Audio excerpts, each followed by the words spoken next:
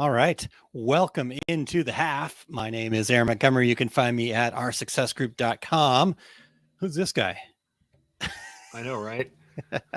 Barely exist. No, you've been going and flowing and doing it all. So reintroduce yourself here, sir. Come on. Yeah, I'm Erich Campbell. You'll find me at erichcampbell.com. And why does that matter? This is what I say at the beginning of all my presentations. Why does that matter? Not very much, aside from the fact that I spent more than 20 years in the embroidery business. So that might be something you wanted to talk to me about.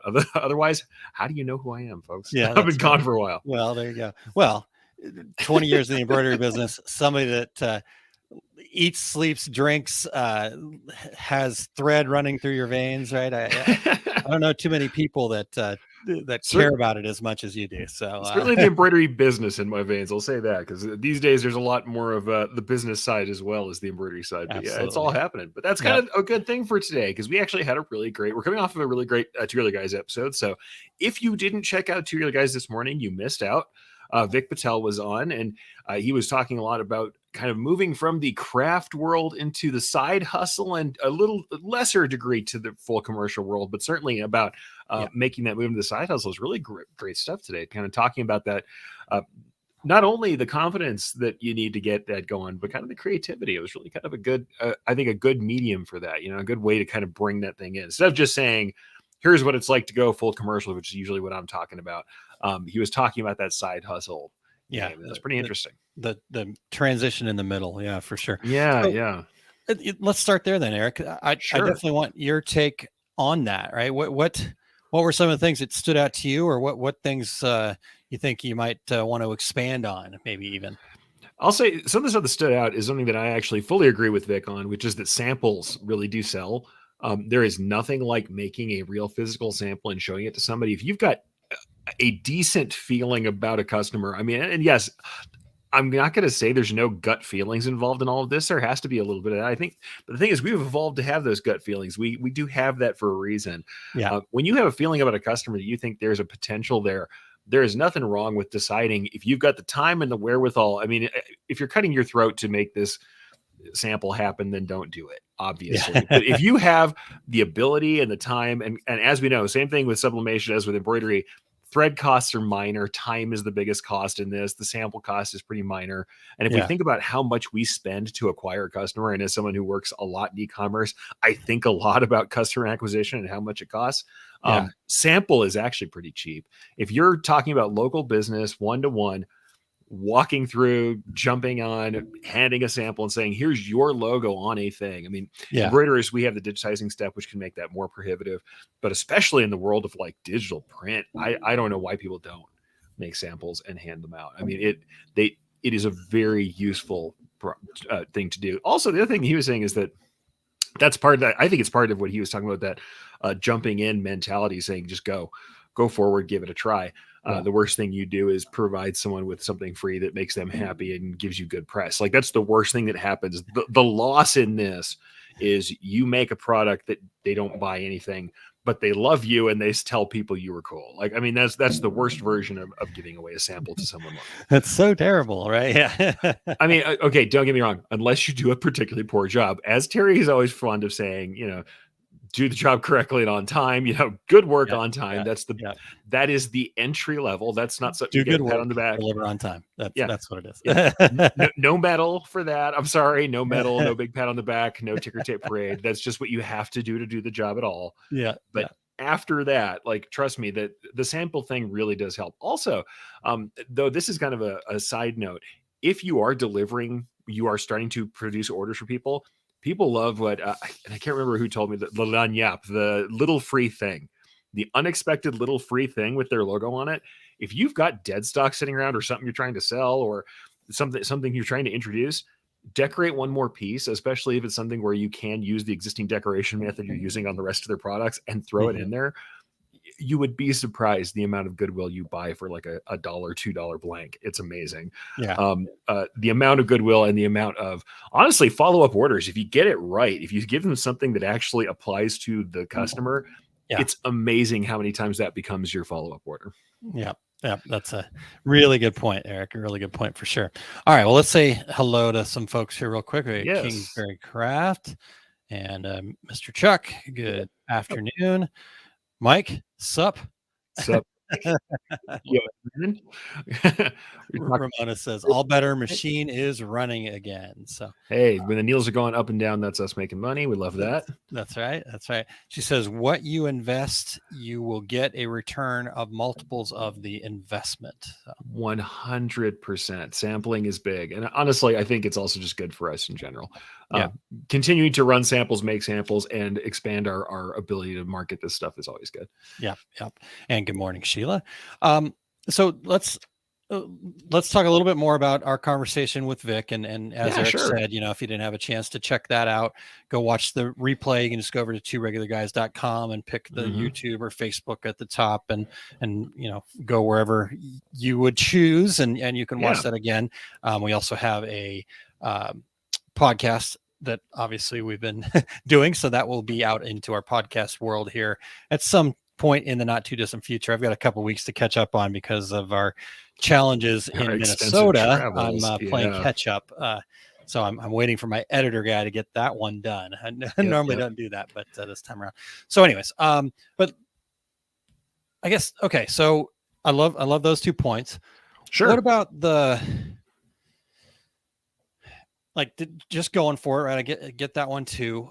Sure. Maybe that last little bit that we talked about at the end, I'd love your take on that too, where I kind of posed them with 2 questions based on the comments of saturation, but then being unique, right? So the juxtaposition of those 2. I didn't even say that. Yeah. Word, I mean, and I hear it. that in the embroidery world all the time. I think that's the thing. He was talking about the sublimation world. People are, I think they're concerned also because as we've seen it turn into the main market, we know you can go buy sublimation gear at Michael's. Like you can now do that. That is possible. Where and the funny thing is, I think people think about that sometimes in the embroidery world too, because we, of course, home embroidery machines. I've got one sitting next to me, a little single needle junky home embroidery machine, and honestly, could you do work that people sell on them? People do it all day long. Yeah. The thing is, they're different segments. They have different uses, and the thing that gets me when everybody talks about like saturation in the decoration market, I'm like, did anybody forget that the art is different for different people? It's hard to saturate. Yes, we can saturate the production market, which I don't think we've done at all. Like Vic says, I don't think we've saturated how many people can have this equipment before, nobody wants to decorate anymore.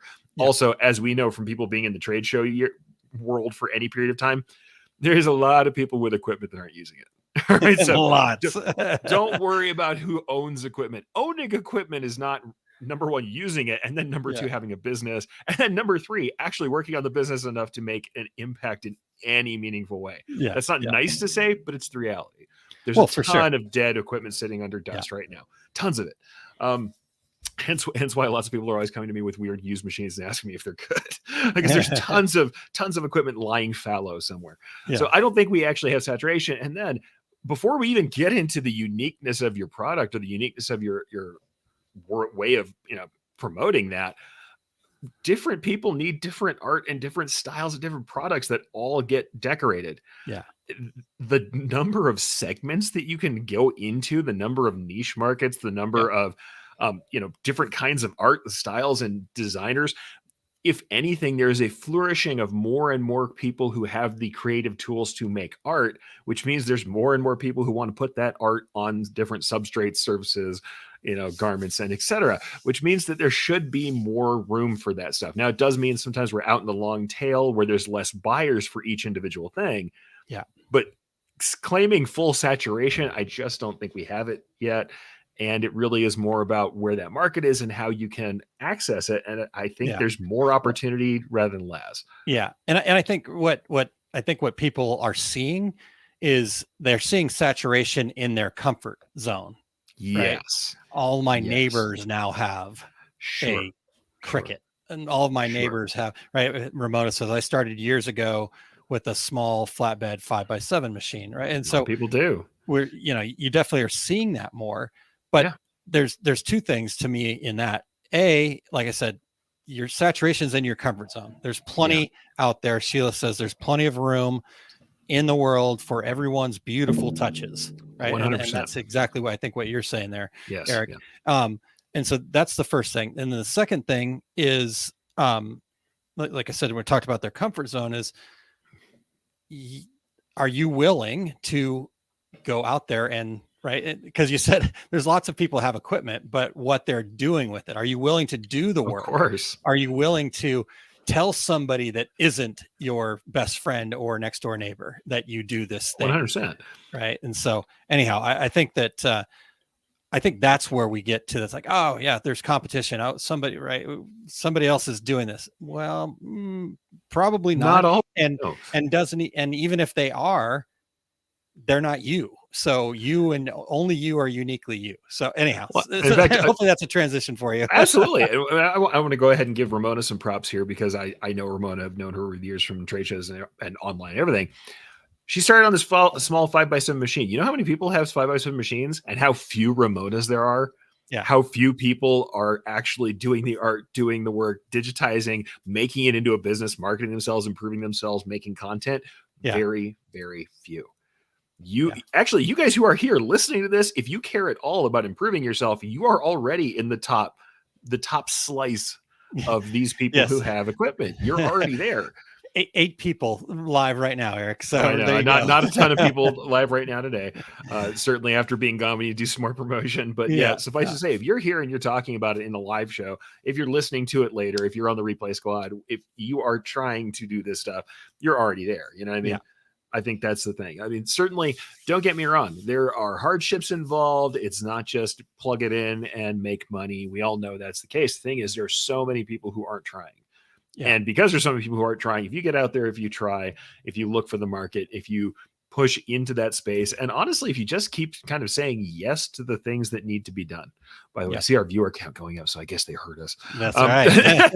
They heard us. Everybody. They're the best. But trust me, once you get into it, if you continue to try, you're going, well, here, let's put it this way. If you don't try, if you don't market yourself, if you don't improve, if you don't look for a market and just complain that there is no market coming to you, I'll assure you your equipment will be under dust soon. Yeah. That is just the truth of what's going on. It doesn't mean like there are things in the world that can make it hard for you to succeed. That's true. But I will absolutely assure you that if you aren't trying, if you aren't making a go of it, if you aren't pushing a little bit, throwing some samples in front of people, that you're not going to go anywhere. Yeah. Just because literally people can't tell you're there. And there is a lot of noise, especially like online. Though there is some truth. I'll go ahead and give Dean this one. I have equipment sitting in the corner that never worked out also. Yeah, that happens too. That absolutely happens. You can give equipment a go and find out that you don't have a niche, or grab equipment and not make it happen, or not have the right market for it, not find that market. It can happen. But like I said, if you don't try, then all the equipment goes under the dust covers for sure. Yeah. So definitely. All right. So that's awesome. Let's see here. What's Mike? Yeah, I was going to say, Mike's got a good one. That's probably part of the jump from hobby business, taking on business you might not be enthusiastic about. We got to do it to learn, build, expand. I think this is just part of the truth of doing this thing. Yeah, taking on future fired clients. Lol. Here's the thing too. You have to learn to love the process. Yes. If you only love the result, or you only love the sale and you don't love the process, even though we need to focus on business, we need to make profit, we need to do all these things. If you don't love the process, it will come through. Yeah. And honestly, loving the process means you get up to do it over and over again, despite the minor setbacks.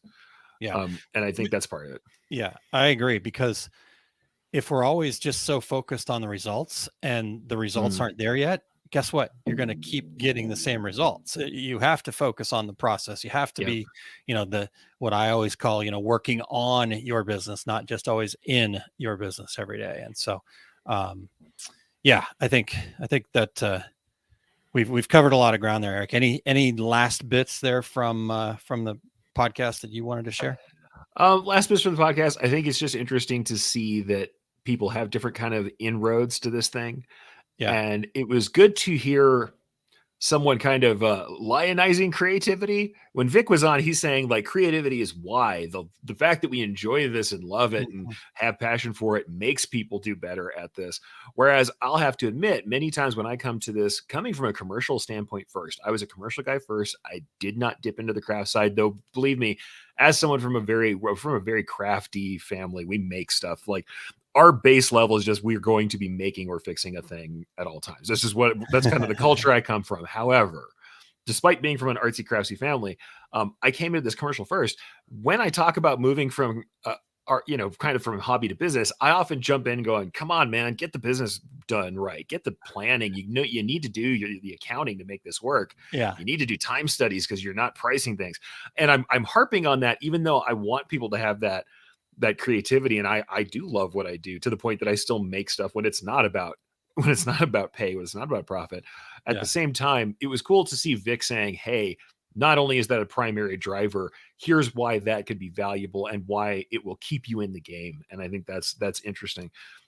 Even as we see some of the commentary that's going on, like, it keeps you in the game to care and love the thing you're doing, and that's going to give you the staying power you need to keep rolling. Yep. All right. So Jeff, I've got your question. We'll get to that in a second. Yep. Chuck, I'll just answer that real quick. Yes, I did. I just got it. Haven't had a chance to even take a picture of it yet. So stay tuned, Chuck. Yeah, I've got a really cool floor mat that Chuck made for me. All right. So let's keep moving then. If you're ready, you're good for that. Let's go, man. Okay. Because I do want to get to questions, but I do want to make sure that we this is very important to me that we celebrate. So I'm going to just hold firm. We're not going to skip it. Give me a weekly win, and I want you guys that are listening, tuned in here right now, share anything. Right? This is a no judgment zone. So whatever you think about it, it's too big, too greedy, not enough. Blah blah blah blah. Let all that stuff go. What's a win? What's something that you can point out since maybe it's since the last time we had a chance to talk or whatever, but what's your weekly win? Are you going to let me go first here, Eric? Do it, please. Right. For me, I made a commitment to some people that are important to me about my book, because I keep just coming back to the fact, I see the vision. I've got all this stuff in my mind with what I want to kind of have happen with OSG, and everything keeps coming back to, as soon as I finish the book. Sorry, my desk moved. So speaking of that, my win is I made a commitment, and I've actually spent 90 minutes every day this week so far, and will through the end of the month, working on the book.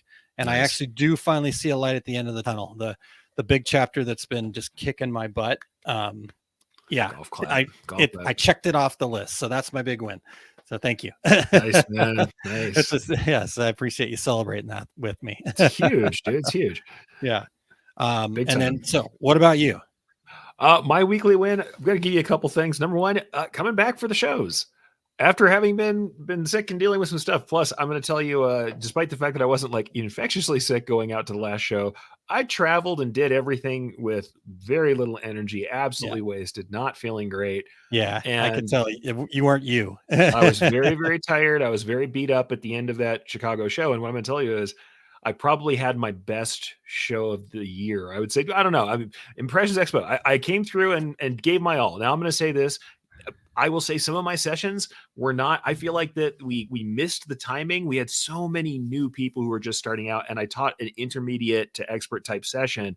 And I feel like some of the new folks who were there just really weren't there at the right time. And I felt poorly about that. But I soldiered on, did the thing, had some people who really got something out of it and came and talked to me about it. And the Chicago show, which funny enough, a lot of people say is not their best show as educators, that they don't like that interaction, and had a really good had tons of really great interaction with people and hung out with people, had hours of people hanging out after classes, as is kind of usual for me. But really lots of great interactions there. So I'm just going to say I stuck it out. That's awesome. I stuck it out, and that's might not be weekly wins, but I've been gone for a couple of weeks. That's a big win. That's awesome. That was a big weekly win. And also in coming back from that, I had like a comedy of errors when I came back to the house, lots of weird stuff going on at the house, and did things that I was uncomfortable with doing, dealt with them, walked through them despite a lot of negative emotions, got them all done. And it was like just hard stuff to do for me personally as a human, that where I felt a lot of guilt and upset about some stuff, and went through the task and did it anyway. And that's sitting with uncomfortable stuff like that, where I feel like there's some fault, or I feel like I should have done better, is really hard for me. And I just kind of plowed through, and I was happy I did that. I love it. Getting comfortable being uncomfortable. I like that. That is a very hard thing to do, especially if you're somebody who beats themselves up. Like, hindsight always makes it feel like you could have done something different, but Yeah. trust me, folks, you don't always know. Yeah, for sure. Yeah. Speaking of your classes, though, Ramona did said Oh, love the thank you, Ramona. more advanced class. So I'm glad, because I know some of that was repeat for you. You know so much of the stuff that I'm teaching, but yeah, it was always great. that's awesome. And then Ramona's win brought home my puppy. I got to see pictures of it on Facebook. Yep. It just looks like a cute little cuddle, but having a puppy around the house can be a Nice. little bit of a Nice. challenge.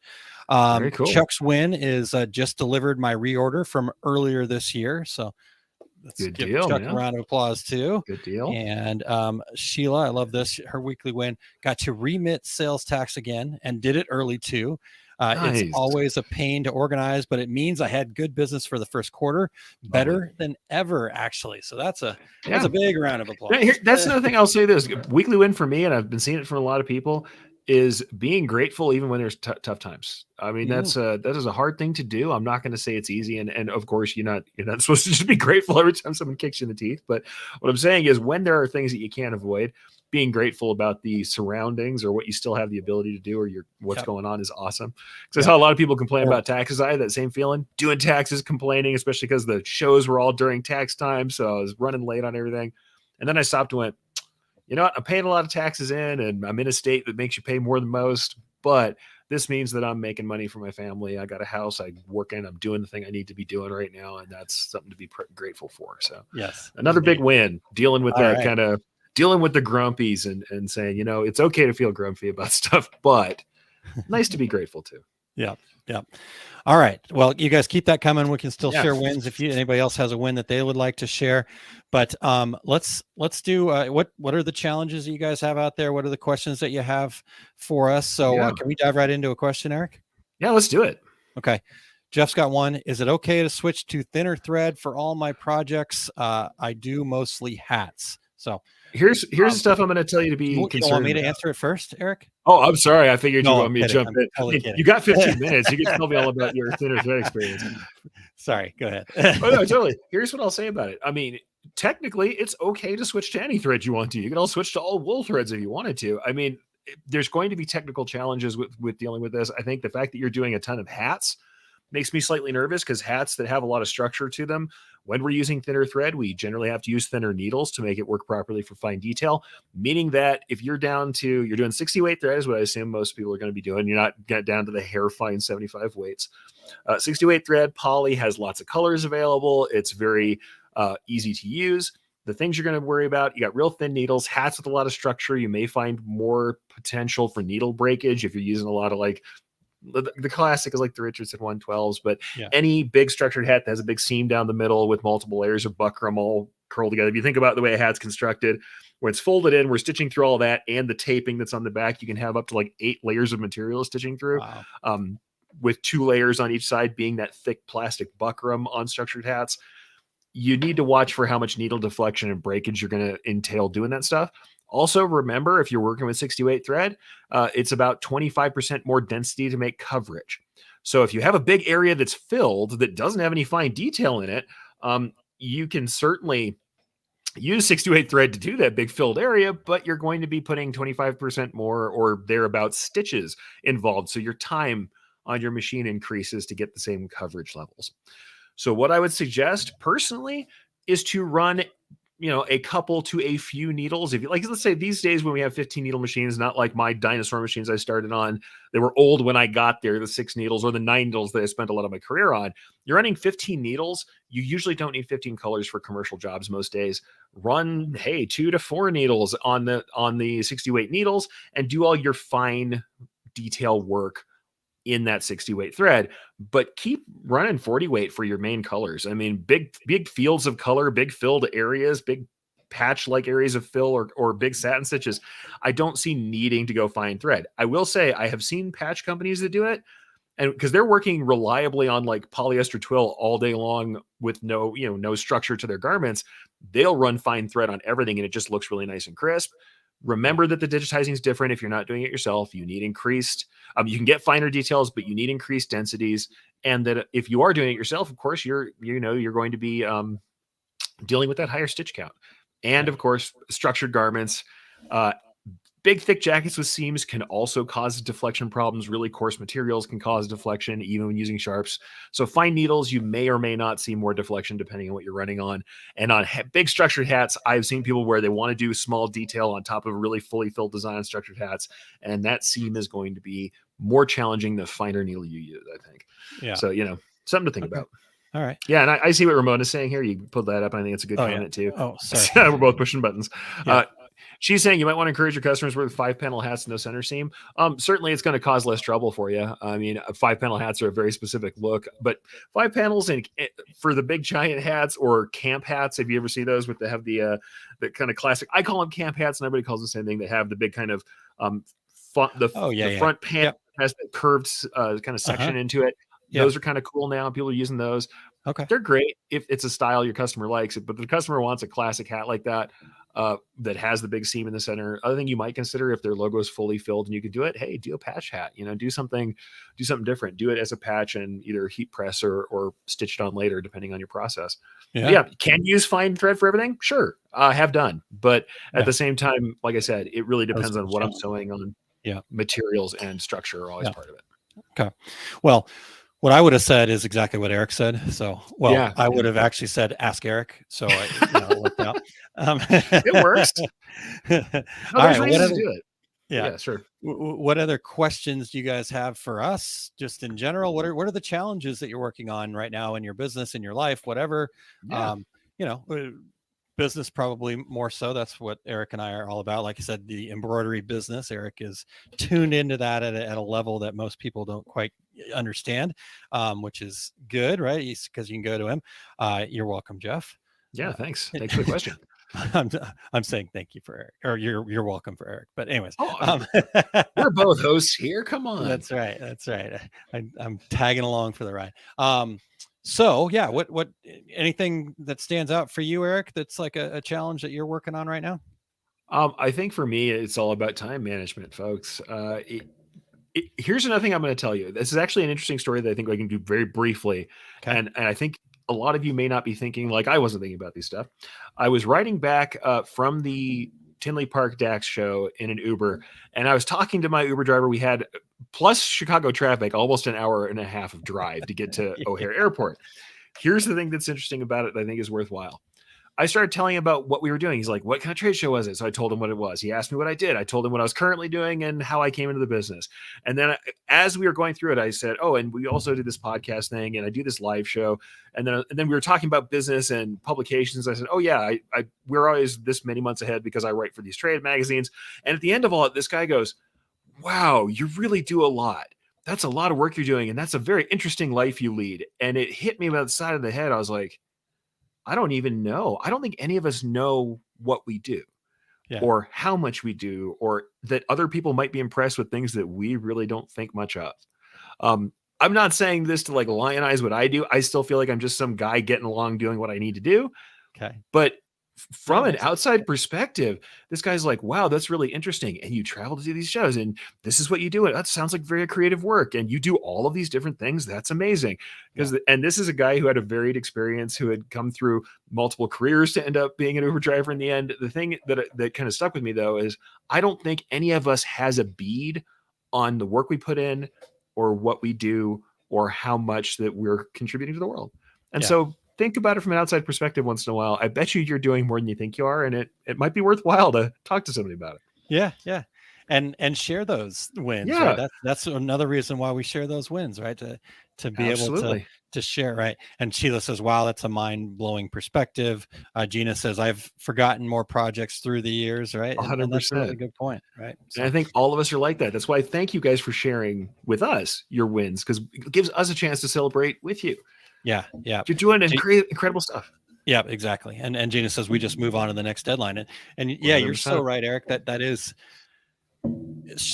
sharing the wins. Like when you guys share those wins with us, like Eric was talking about, right? That's equally inspiring for us. So it's like this win-win situation, win-win-win-win situation. Right? That's a little bit too much, but so I think that's really cool. So, all right. Well, the last challenge that we're going to get to here, Dean would like to know, his challenge is the fishing boat is parked outside. So what would be your solution for that one, Eric? You know, living in the desert, fishing boat doesn't.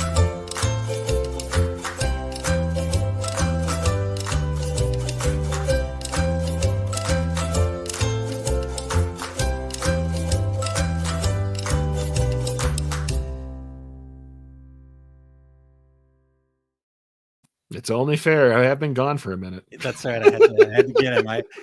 I thought maybe the setup was obvious enough, but I knew it. I knew it was coming. Okay. I knew it was Right, coming. I just, hey, that's what you do for good improv, people. Yes, and you buy in. Way to play full out. Dean, put the boat in the water. Make a choice. It's your choice to make. You got it. Bye, All folks. right. We'll see you guys.